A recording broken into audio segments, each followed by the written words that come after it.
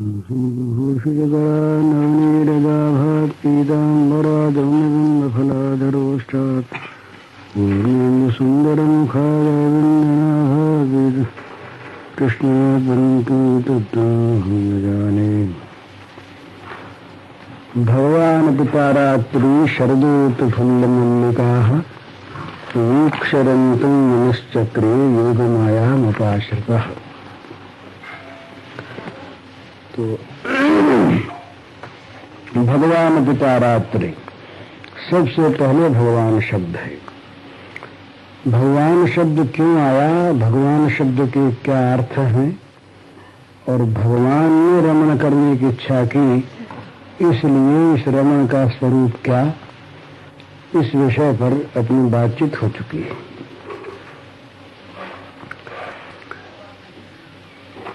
भगवान के बाद रमण शब्द के संबंध में बातचीत हुई तो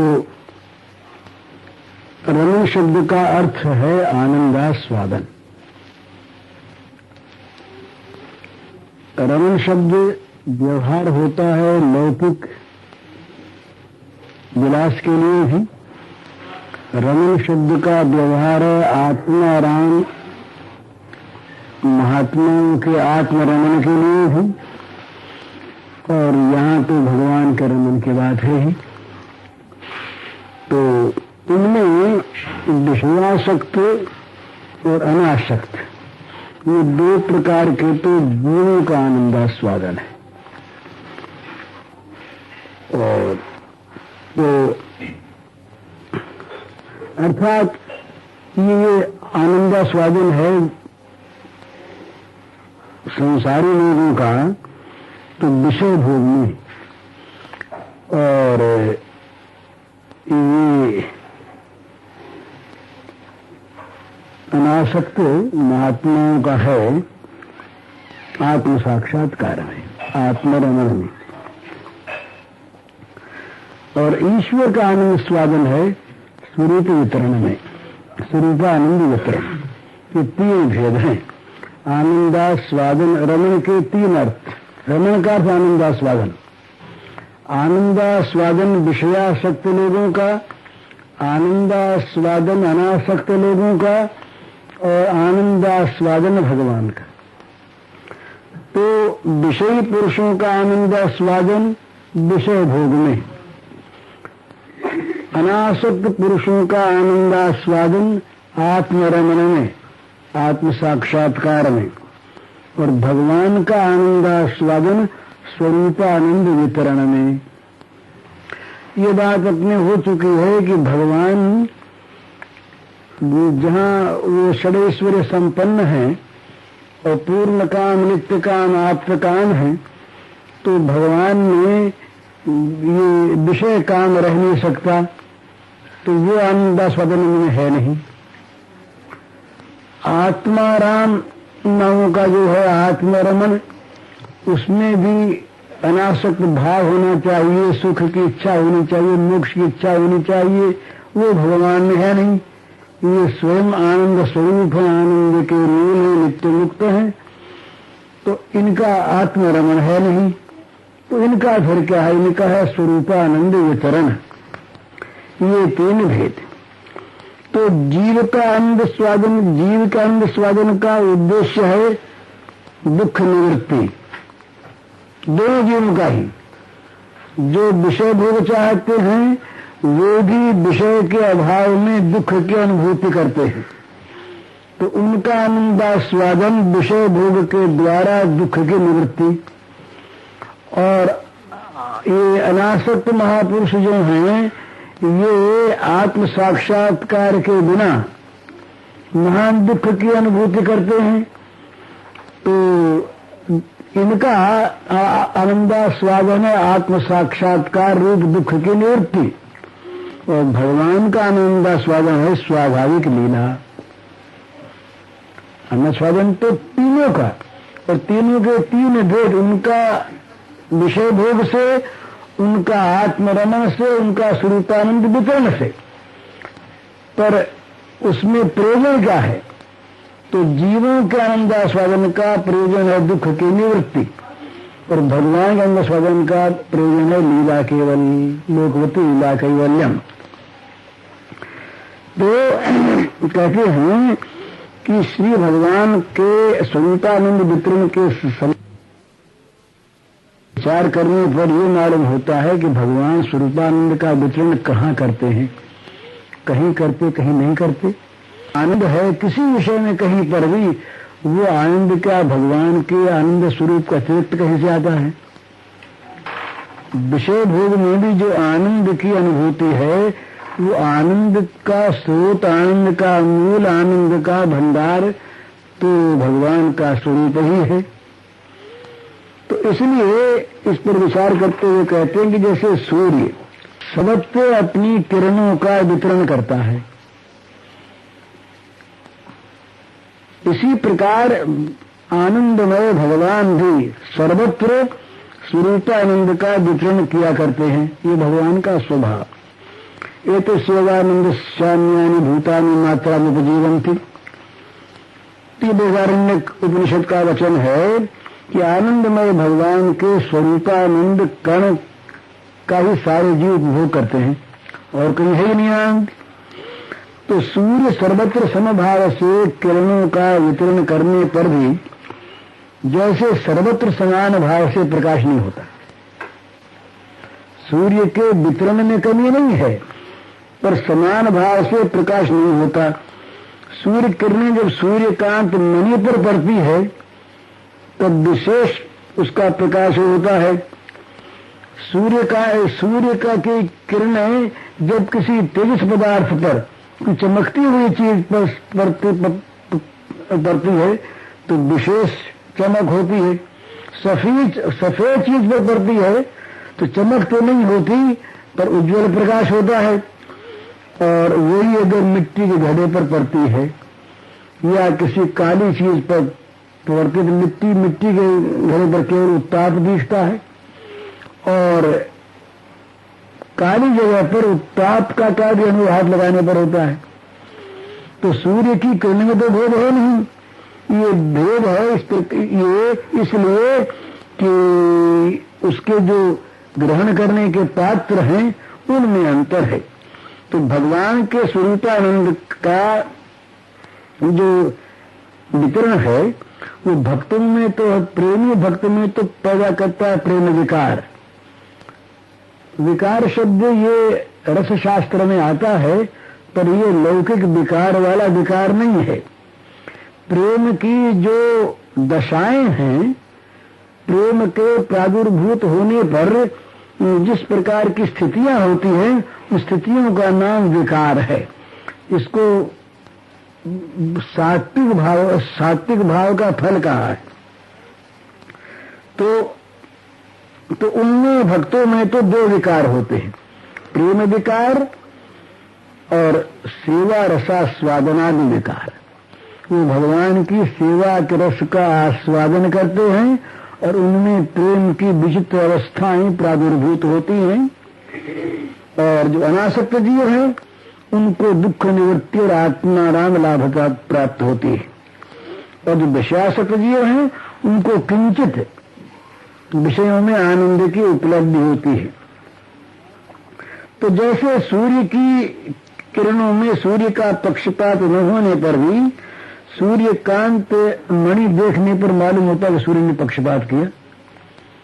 यहां तो देखो ज्यादा प्रकाश हो गया, पास रहने वाली चीज जल भी गई यहां तक, और बेचारे मिट्टी के पात्र को यूं ही रहने दिया। तो लोगों को दिखता है कि ये पक्षपात है। इसी प्रकार ये भगवान के आनंद वितरण में भी पक्षपात न होने पर भी प्रेमी भक्त, अनासक्त जीव और विषयासक्त जीव, इनके आनंदोपभोग में तारतम्य देखने पर वहम हो जाता है लोगों को कि भगवान के आनंद वितरण में कहीं पक्षपात है। पर भगवान के आनंद वितरण में पक्षपात नहीं। जैसे गंगा बह रही है, गंगा का जल सबके लिए समान है, कोई चाहे जितना ले ले, पर अपने अपने पात्र के अनुसार जल आता है। बहते हुए गंगा में जिसका जितना बड़ा पात्र में समर्थ होता है, छोटे पात्र में थोड़ा और बड़े पाते में ज्यादा। तो इसी प्रकार भगवान सर्वत्र सम होने पर भी और उनके स्वरूपानंद वितरण की व्यवस्था भी सम होने पर भी विषयासक्त जीव जो हैं वो नाना प्रकार के विषयों का संबंध रहने के कारण से क्षुद्र आनंद की का कण मात्र ही ग्रहण करते हैं। जैसे किसी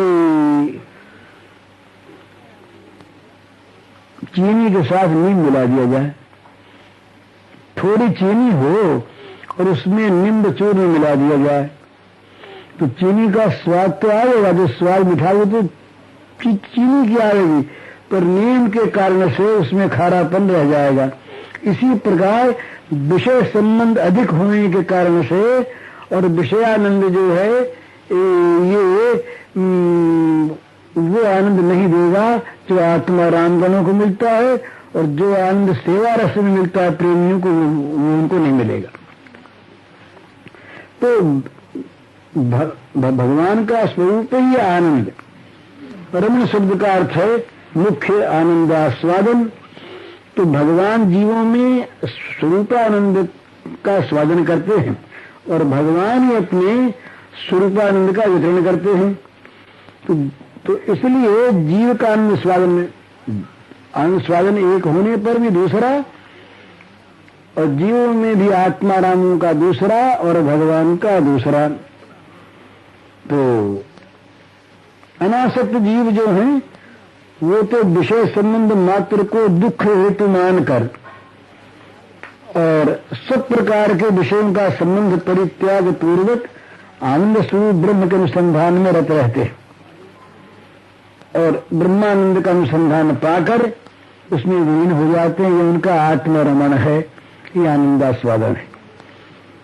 और विषयी लोग जो हैं ये तो बस विषयों में आनंद की उपलब्धि करते हैं, उनका आनंद क्षणिक होता है, तत्काल आनंद बदला दुख में परिणत हो गए। तो ये कहते हैं कि फिर ये ब्रह्मानंद की प्राप्ति जो है इसमें और भगवान के स्वरूपानंद में थोड़ा सा अंतर है। वो अंतर क्या है कि भगवान का जो स्वरूपानंद वितरण है ये प्रेमी गण का स्वरूपानंद का वितरण करके उसका रस वो भगवान देते हैं। ये भगवान का स्वरूपानंद वितरण प्रेमियों को सुख देने में निमित्त बनकर सुख का आस्वादन करता है। तो ये प्रेमी भक्त से ऐसा क्यों होता है कि प्रेमी भक्त ही अपने प्रेमानुरूप संबंध से भगवान को अपना मानते हैं, भगवान मेरे, और अपने अपने प्रेमानुभव रूप से भगवान के स्वरूपानंद का आस्वादन करते हैं। वात्सल्य वाले वात्सल्य का, सख्य वाले सख्य का, मधुर वाले मधुर का। इस प्रकार से उनको आनंद की प्राप्ति होती है। तो कहते हैं इसमें और भेद नहीं, ये कोई कैसा भी हो, भक्त्या हमेकयाग्राह्य श्रद्धयात्मा प्रिय सतान भक्ति पुनातिनिष्ठा स्वपाकानपि संभवात्। श्रीमद् भागवत के इस वचन से ये सिद्ध होता है, भगवान ने उद्धव से कहा है कि सारे जीवों में आत्मस्वरूप होने पर भी भक्त जो हैं ये मेरे परम प्रिय हैं। उनकी भक्ति से, उनके प्रेम से मैं निरंतर उनके वश में रहता हूं। तो भक्ति का महात्म्य यहां तक कि भगवान की भक्ति करने पर स्वपाक, कुत्ते का मांस खाने वाला चांडाल जाति का से मुक्त हो जाता है। तो गीता में भी ऐसे वचन भगवान के बहुत आते हैं, भक्ता तो न्याशक्य इत्यादि। तो और गीता में खास ये बात कही भक्तों के लिए, समम सर्वभूतेषु ममे द्वेष्योऽस्ति न प्रिय, ये भाई तुम्हारा भक्तियां मई थे तेषु चाप्य हम। तो इसका अर्थ ये नहीं है कि दूसरे भूतों में, दूसरे प्राणियों में स्वरूप वितरण में भेद है। उनका जो प्रेम है, जो उनकी भक्ति है, ये भगवान के स्वरूपानंद को जितना ग्रहण करती है उतना ग्रहण वो लोग नहीं कर सकते। इसीलिए भक्त उनके और वो भगवान के। इसका अर्थ ये नहीं कि उनके स्वरूप में कोई भेद है या वितरण में कोई पक्षपात है, ये चीज नहीं। यहां तक कह दिया भागवत में साधुर्दय साधुना मदन तो हम मदन तेन जानती न हम तेजो मना जाती, वो मेरा हृदय और मैं उनका हृदय। हृदय की बदला बदली हो गई, साधु मेरा हृदय और मैं उनका हृदय। उनको छोड़कर किसी को मैं नहीं जानता, और मुझको छोड़कर वो किसी को नहीं जानते, दो ही रह गए। तो सब भूतों में समान होने पर भी भगवान का भक्त पक्षपात यदि कोई मान है तो इसे मान लेने में कोई आपत्ति भी नहीं है। तो पक्षपात तो नहीं है, पर भक्त हृदय जितना उसको ग्रहण करता दूसरा को उसे कर नहीं सकता। भक्त हृदय में जो प्रियत्व है ना, ये प्रियत्व और कहीं रहता नहीं, इसलिए वहां पक्षपात की सी बात दिख पड़ती है। क्यों दिख पड़ती है कि ये प्रेमी भक्तों के साथ आचरण करने में भगवान की प्रेमाधीनता साथ रहती है। आत्मारामों के साथ व्यवहार करने में प्रेमाधीनता नहीं है, वहां तो आत्मस्वरूप का दान है, और यहां प्रेमाधीनता है, ये और कहीं नहीं। तो जगत में देखा जाता है कि जो बड़े उदार लोग होते हैं, दानी लोग, उन दानी लोगों को कोई दान लेने वाला ठीक मिल जाए तो बड़ा आनंद होता है। वो तो देने के लिए तैयार ही बैठे हैं, पर उदारों को अगर कोई ग्रहण करने वाला मिल जाता है, ग्राहक, तो उनको बड़ा आनंद होता है। और दी हुई वस्तु को ग्रहण करके यदि वो देख लेते हैं दाता कि इस चीज को पा करके लेने वाला बड़ा सुखी हो रहा है, मजे में भोगता है, तब तो उनके आनंद की सीमा नहीं रहती। चीज के देने में आनंद, और दे करके देखते हैं कि वो चीज को ठीक भोग रहा है, सुख भोग रहा है, तो उन्हें बड़ा आनंद। तो ये आनंद दानशील जो भगवान हैं, ये भगवान भी जब आनंद का कोई ग्राहक मिल जाता है, इनके आनंद का ग्राहक को इनको अगर मिल जाता है तो बड़े आनंदित होते हैं। किंतु जो विषयासक्त जीव हैं, वे दिए हुए आनंद के साथ वो धूल मिला लेते हैं, नीम मिला लेते हैं, वो मिट्टी मिला लेते हैं, तो इसलिए उनका मिश्रित आनंद उनको भी आनंद नहीं देता, और भगवान भी देखते हैं कि ये तो ठीक नहीं। और इसी प्रकार जो अनासक्त आत्माराम हैं, ये स्वरूपानंद सिंधु में विलीन हो जाते हैं। स्वरूपानंद सागर के साथ ये घुल मिलकर एक हो जाते हैं, तो इनको भी भगवान आनंदा स्वर्ण करते देख नहीं सकते। कैसे देख सके? ये तो विलीन हो गए आनंद सागर में। तो जो प्रेमी भक्त हैं, उनको तो भगवान देखते हैं कि हमारे प्रेमानंद को पाकर, और ये लोग इस विलास में मत्त हो रहे हैं। तो इसलिए अपने स्वरूपानंद का ठीक ठीक ग्रहण करने वाले और सुचारू रूप से आस्वादन करने वाले भक्तों को देख करके उनमें वितरण करके भगवान अधिक आनंद प्राप्त करते हैं। इसलिए ये जो स्वरूपानंद का वितरण है भगवान का, ये भगवान को आनंदास्वादन देने वाला होता है भक्तों में जाकर के ही। तो यहां रमण शब्द का अर्थ है आनंदास्वादन, और प्रेमाधीन भगवान का भक्तों में आनंद वितरण। तो ये तो सिद्ध हो ही गया कि भगवान का रमण स्त्री विलास और प्राण क्रीड़ा तो है, इसकी तो कल्पना ही नहीं, ये तो कल्पना अतीत चीज है। आनंदास्वादन का यहाँ किसी प्रकार का भगवान के साथ संपर्क ही नहीं। तो भगवान ने रमण की इच्छा की, इसका यही अर्थ है कि आनंदमय भगवान ने अपने प्रेमी भक्तों के वासनानुरूप भावानुरूप आनंद वितरण करके स्वरूपानंद स्वादन की इच्छा की। ये रंतुम मनश्चक्र का अर्थ। अर्थात आनंदमय श्री भगवान ने अपने प्रेमी भक्तों में उनकी वासनानुरूप आनंद का वितरण करके स्वरूपानंदा स्वादन करने की इच्छा की। ये भगवान ने रमण करने की इच्छा की का अर्थ है। तो इसलिए जो युक्तियां अब तक दी गई, प्रमाण दिया गया, ये है तो बहुत थोड़ा, लेकिन समझने वाले लोग इतने में से ही समझ जाएंगे कि भगवान का स्वरूपानंद वितरण ये यहाँ पर ये रमण ये है, ये रमण का अर्थ। अब कहते हैं कि भाई ये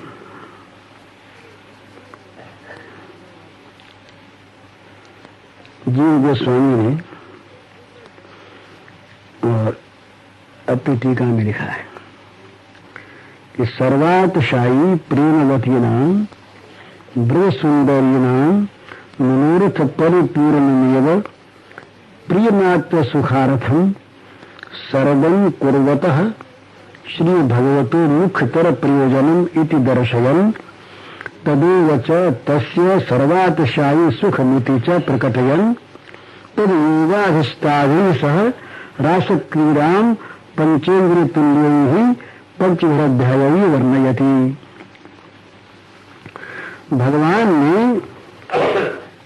भगवान ने अपने जिस किसी भी पूजन भक्त के आनंद बधना जो कुछ भी कार्य किया,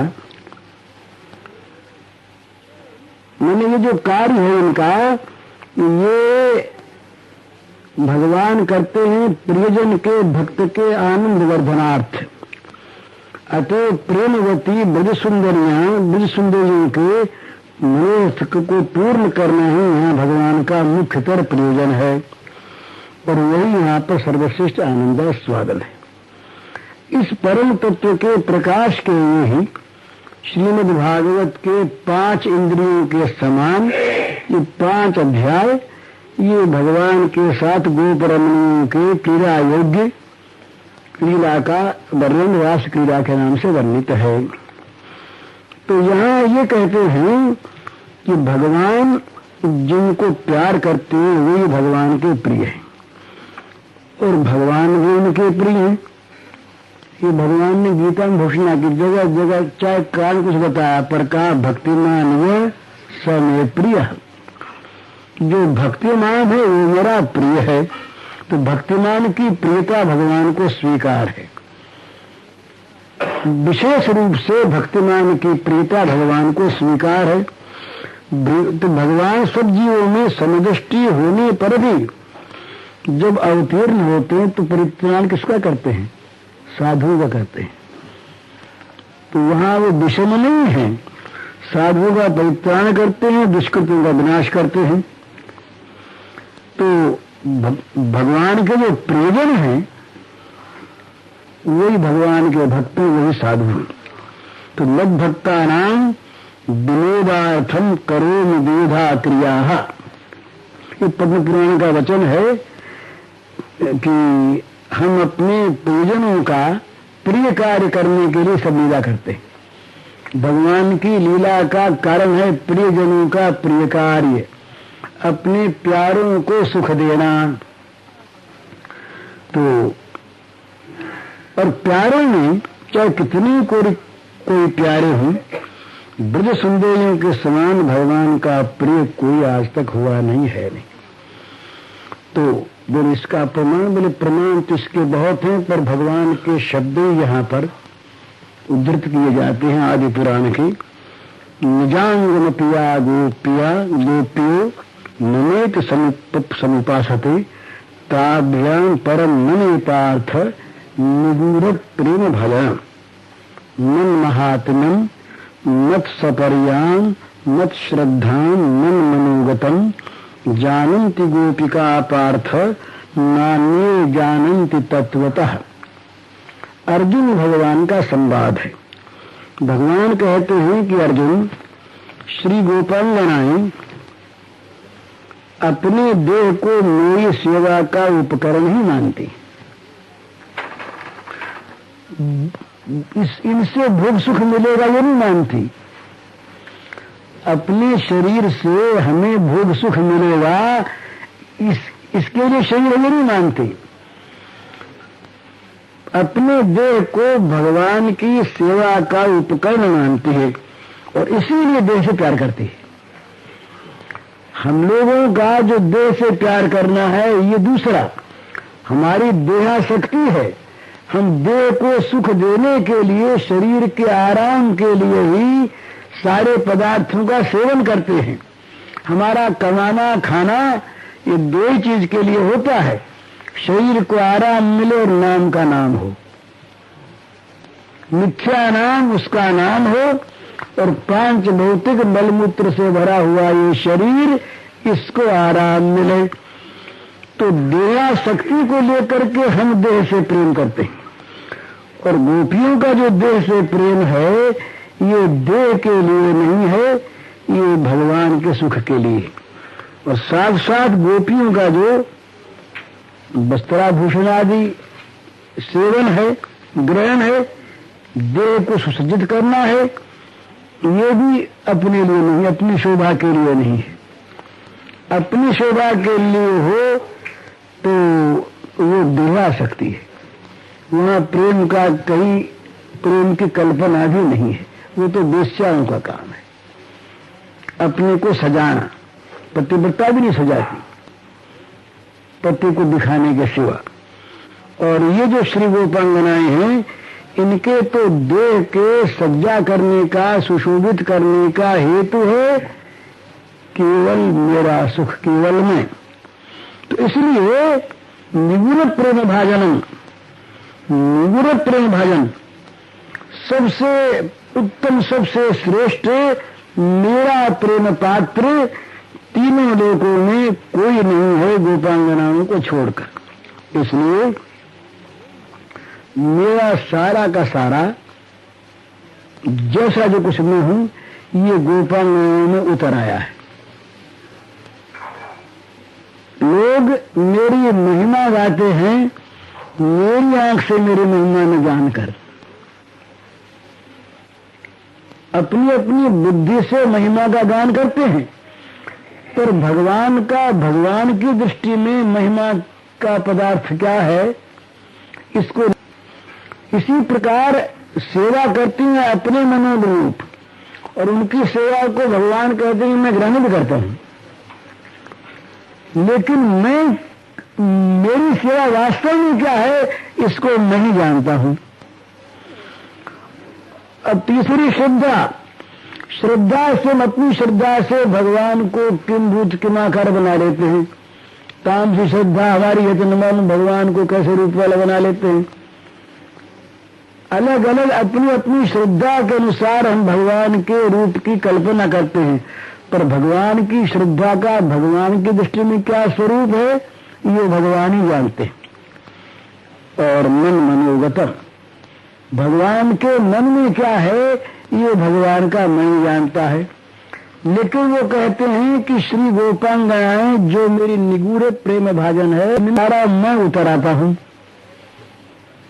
तो इसलिए मेरा महात्म्य, इसलिए मेरी सेवा का स्वरूप, इसलिए मेरी श्रद्धा का स्वरूप, और इसलिए मेरे मन में क्या है इसका यथार्थ दर्शन तत्व से केवल गोपियों को होता है और किसी को होता ही नहीं।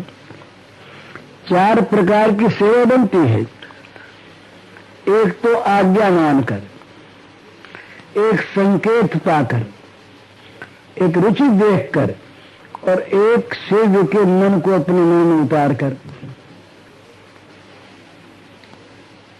भाई अमुक प्रकार से वो जानता नहीं, अमुक प्रकार से हमारी सेवा करो, उस पर भी अपना मन लगा देता है बीच में, बोलिए तो उन्होंने बताया है ना यूं ठीक होगा,